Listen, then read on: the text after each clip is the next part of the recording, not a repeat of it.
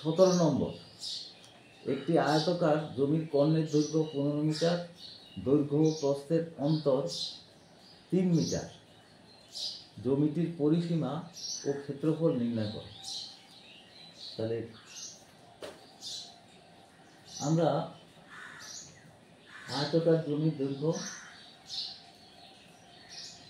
ধরি, আয়তকার জমির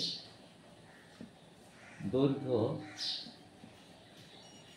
সমান x মিটার, প্রস্থ সমান হচ্ছে y মিটার ধরি। তো শর্তানুযায়ী তাহলে কর্ণটা বলে দিয়েছে 15, তাহলে আমরা ধরে নিচ্ছি শর্তানুযায়ী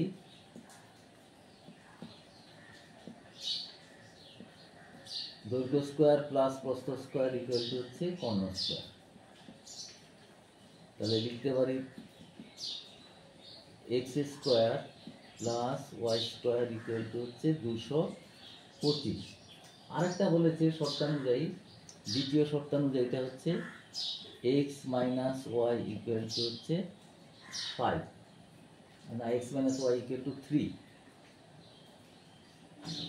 যার অন্তরটা বলে দিয়েছে 3 মিটার। তাহলে এখন আমরা যদি লিখতে পারি x square x minus y whole square,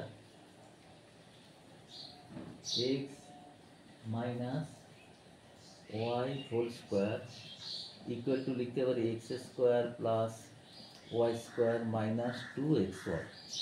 তাহলে এক্স মাইনাস ওয়াইটা হচ্ছে 3 স্কোয়ার, এটা থেকে এখান থেকে পাচ্ছি 3 square equal to x square plus y square equal to হচ্ছে 225 মাইনাস 2xy। और এটা এই পাশে নিয়ে নিচ্ছি 2xy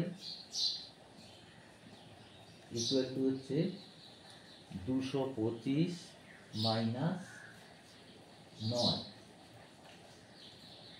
তাহলে সুতরাং 2xy ইকুয়াল টু হচ্ছে 225 থেকে 9 বাদ দিলে 216। সুতরাং xy ইকুয়াল টু হচ্ছে 216/2 সমান 108। তাহলে ক্ষেত্রফল সমান হচ্ছে 108 বর্গমিটার। তাহলে এটা ক্ষেত্রফল বেরিয়ে গেল।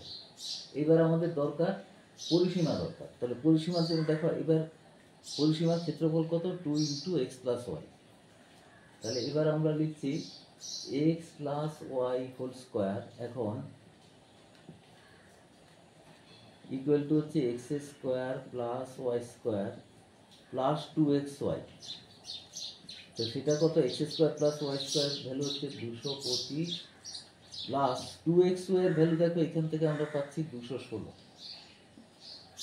তাহলে সেটা 216 আর যোগ করলে হবে 6 5 11 1 22 441।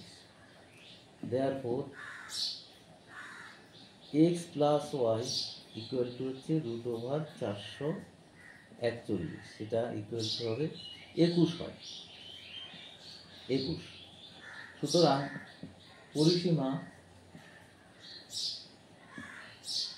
পরিসীমা ইকুয়াল টু হচ্ছে 2 × x + y। তাহলে 2 × 41 মানে হচ্ছে 21, এটা 41 না 21, সেটা গুণ করলে 42 মিটার। তাহলে পরিসীমা বেরিয়ে গেল 42 মিটার। এটা আরেকটা অ্যান্সার।